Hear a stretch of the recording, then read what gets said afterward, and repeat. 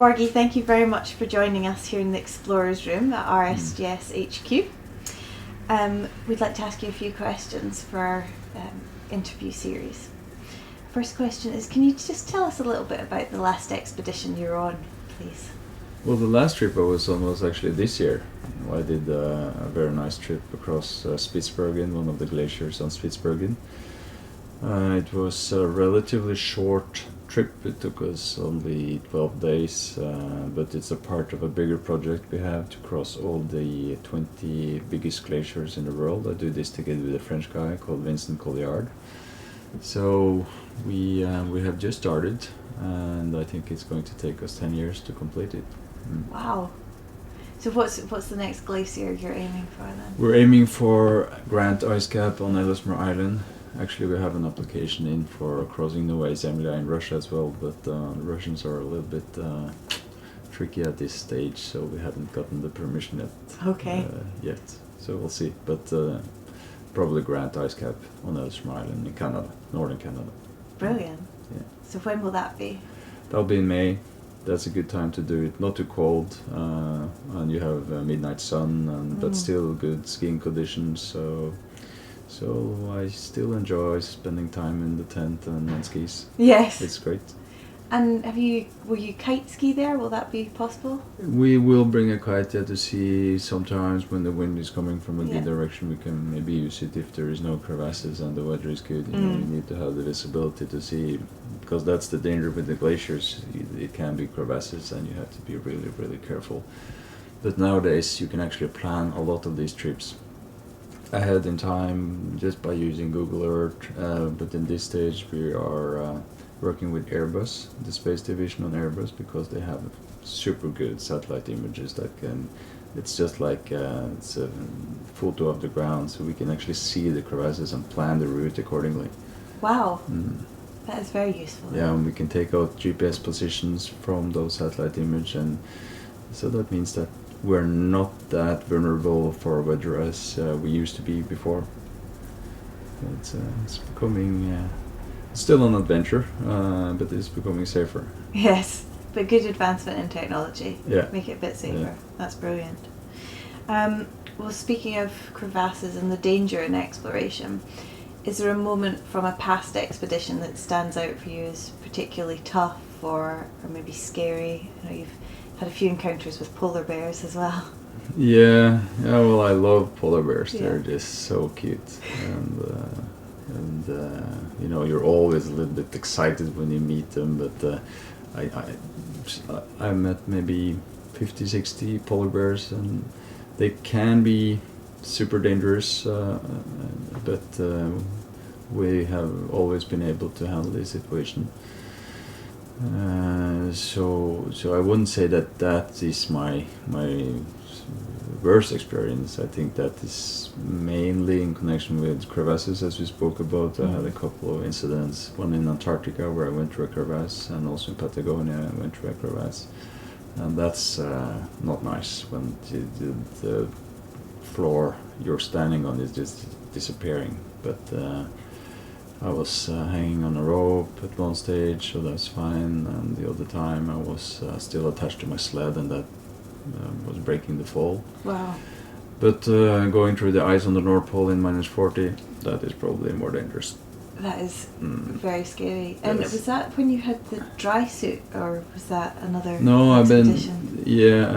the dry suit I developed in 2001, and that actually made the trip a lot safer, because then I had the possibility to take on the dry suit and swim across these leads, while before that, you know, you tend to take some chances because you have to cross these leads. You have to get onwards to the other side, and then there's been some narrow escapes, and a couple of times I went through, and then you just need to.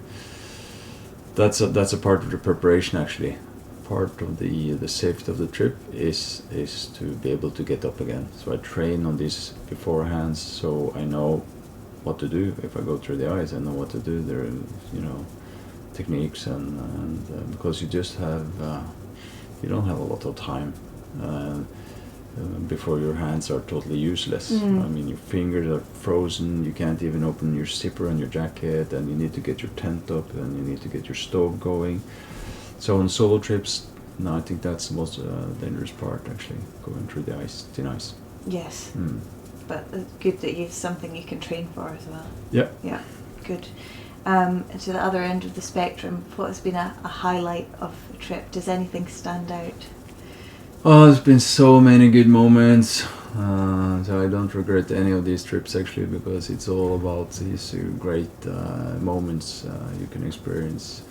If I should select one, I think it would be when I reached the North Pole after my first solo trek. That was, I think, the best moment of my whole. I cried, you know.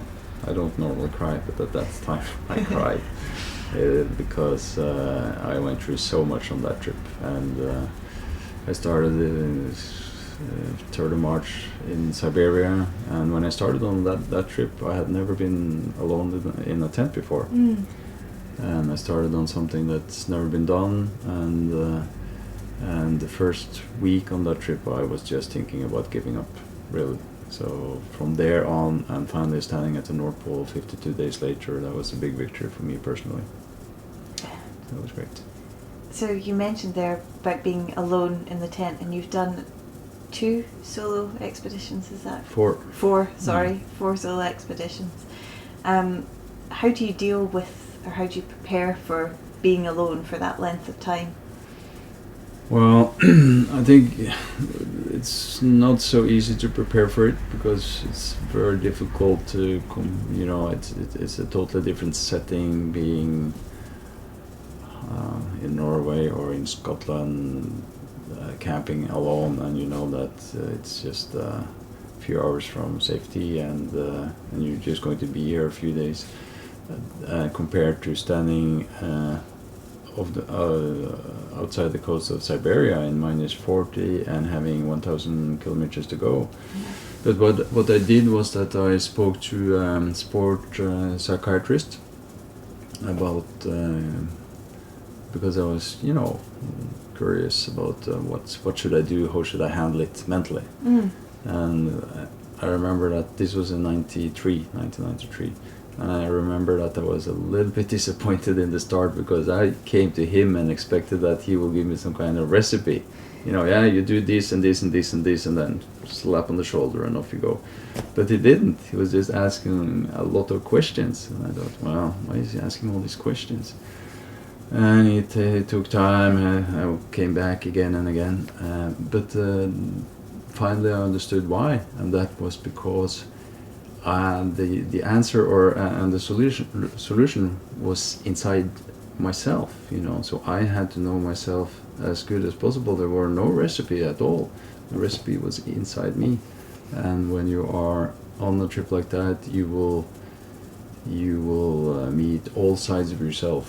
Also, you know, the bad sides, not only the good sides. So that's why that was a part of the process, that I should learn myself as well as possible before I went. That's really interesting. So the psychological as well as the physical prep for going on an expedition like that is important. Really interesting. And is there something you take with you, or you make sure you always have on an expedition, that you look forward to using? Yeah, and there is, and it's become a habit, a good habit, and that is I usually bring a cake. It's an almond cake with egg cream. It's very, very good. High calorie, and the reason why I take it is that when I did the first trip across Greenland in 1986, we were low on food. We did a lot of mistakes on that trip, and one of the mistakes was that we didn't take enough food. And one day we were in the tent, bad weather, 3rd day on the row, and we were on half rations to save food, and we were just getting hungrier and hungrier. And then one of the guys, he asked, do any one of you guys like almond cake with egg cream? And after that, always take it. But I do it for a purpose also, because I think it's necessary on the way to also celebrate the small victories. because if you're only thinking about the goal, 3 months ahead, it's too far. So you need something you need to enjoy on the way. So that's why I bring the cake and I take a piece when something special happens, something to celebrate. That's a very good tip, to break down the expedition into different goals rather than just focusing on the end goal as well. That's good. Is there another explorer from history who you find particularly inspiring? Oh, there's so many, also modern explorers, but if the guy who probably meant most to me personally as an inspiration, that is Fridtjof Nansen.